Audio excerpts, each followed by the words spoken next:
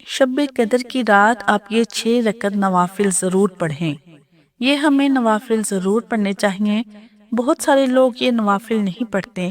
کس وقت یہ نوافل پڑھنے ہیں، پڑھنے کا طریقہ کیا ہے، کون سی صورتیں پڑھنی ہیں، ان کی فضیلت کیا ہے۔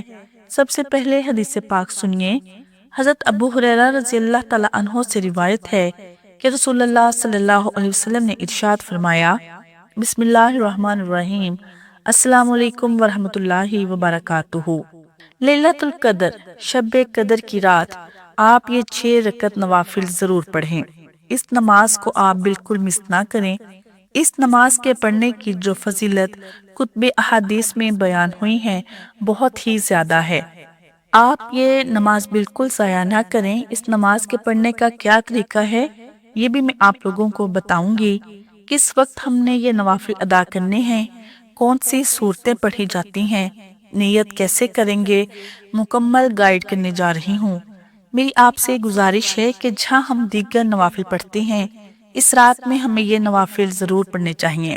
بہت سارے لوگ یہ نوافل نہیں پڑھتے، حالانکہ یہ وہ نماز ہے جو حدیث پاک سے ثابت ہے، اور اس کی فضیلت خود نبی کریم صلی اللہ علیہ وسلم نے بیان فرمائی ہے۔ لیلۃ القدر یہ بہت ہی فضیلت والی، بہت ہی بابرکت رات ہے۔ اس رات کو آپ بالکل غفلت میں نہ گزاریں۔ پوری رات ہم نے عبادت کے ساتھ یہ رات گزارنی ہے۔ خوب عبادات کا اہتمام کریں۔ عبادت کے جتنے بھی کام ہیں، بہت سارے لوگ یہ جاننا چاہ رہے ہوں گے کہ عبادت کیسے کریں گے۔ عبادت کے جتنے بھی کام ہیں آپ اس رات میں کر سکتے ہیں۔ مثلا آپ نوافل پڑھنا چاہتے ہیں، نوافل پڑھ لیں۔ اپنی قضا نمازیں پڑھنا چاہتے ہیں، قضا نمازیں پڑھ لیں۔ قیام کریں۔ اسی رات میں زیادہ سے زیادہ قرآن مجید کی تلاوت کریں، تسبیحات میں وقت گزاریں، سبحان اللہ، الحمدللہ، استغفر اللہ، اللہ سے توبہ استغفار کریں۔ یہ توبہ کی رات ہے۔ اس میں اللہ سے اپنے لیے مغفرت طلب کریں، بخشش مانگیں اللہ سے۔ اسی طرح کلمہ شریف کا ورد کریں۔ تہجد کی نماز یہ تو ہماری بالکل مس نہیں ہونی چاہیے۔ لیلۃ القدر میں ہمیں تہجد کی نماز ضرور ادا کرنی ہے۔ اس نماز کے پڑھنے کی بھی بہت زیادہ فضیلت ہے۔ تہجد کی نماز بھی آپ کی مس نہیں ہونی چاہیے۔ پوری رات جو آپ عبادات کے کام ہیں وہ کریں، صدقہ و خیرات کریں، نوافل پڑھیں۔ جتنے بھی عبادت کے کام ہیں آپ اس رات میں کریں۔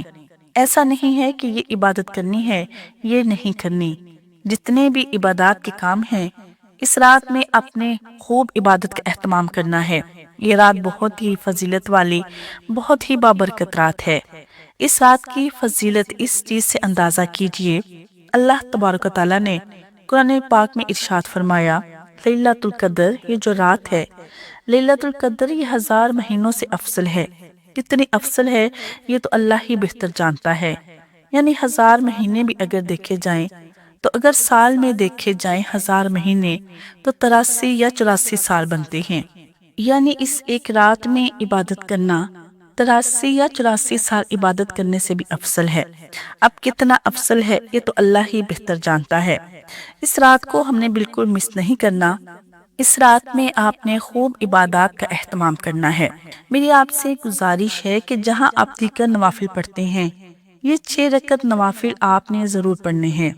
یہ نماز اور اس نماز کے پڑھنے کی کیا فضیلت ہے؟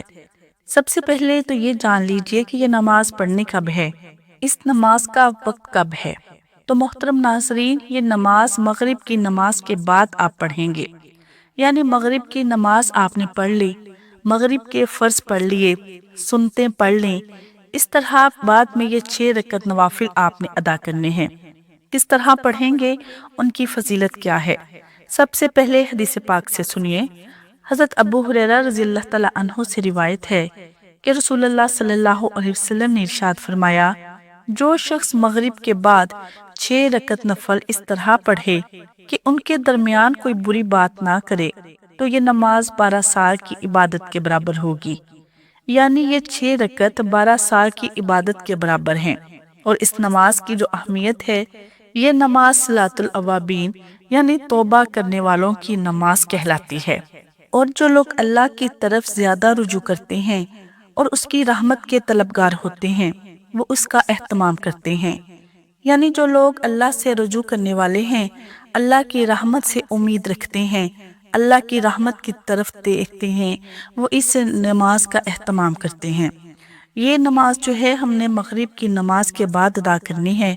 فرض پڑھ چکے ہیں آپ، اب آپ نے 2 رکعت سنت پڑھنے کے بعد 6 رکعت نوافل ادا کریں گے۔ مرد بھی پڑھ سکتے ہیں اور خواتین بھی گھر میں پڑھ سکتی ہیں۔ مرد اور خواتین پڑھ سکتے ہیں یہ نماز۔ اب یہ نماز پڑھنی کیسے ہے؟ سب سے پہلے آپ نے تکبیر تحریمہ کی نیت کی۔ نیت جو ہے وہ صلاۃ الاوابین کی کریں گے کہ میں اوابین کی نماز پڑھ رہا ہوں، اور نیت کرنے کے بعد آپ تکبیر تحریمہ کہیں، یعنی نماز شروع کی آپ نے 2 رکعت کی، نیت کر لی، اللہ اکبر کہہ کر ہاتھ باندھ لیے۔ سب سے پہلے ہم نے ثنا پڑھنی ہے۔ ثنا کمپلیٹ کرنے کے بعد پھر تعوذ تسمیہ یعنی اعوذ باللہ اور بسم اللہ پڑھیں گے۔ اس کے بعد سورہ فاتحہ کی مکمل تلاوت کریں گے۔ اس کے بعد پھر کوئی سورت ملائیں گے۔ اچھا، اس میں کوئی خاص صورتیں نہیں پڑھنی، جتنی بھی آپ کو صورتیں یاد ہیں ان میں سے کوئی ایک صورت آپ تلاوت کر لیں۔ سورت ملائیں گے، اس کے بعد پھر رکوع کریں گے، رکوع کی تسبیح، پھر رکوع سے کھڑے ہوں گے، ربنا ولک الحمد، اس کے بعد پھر دونوں سجدے کریں گے۔ جب دوسری رکعت میں پہنچیں گے تو اب سب سے پہلے ہم بسم اللہ پڑھیں گے۔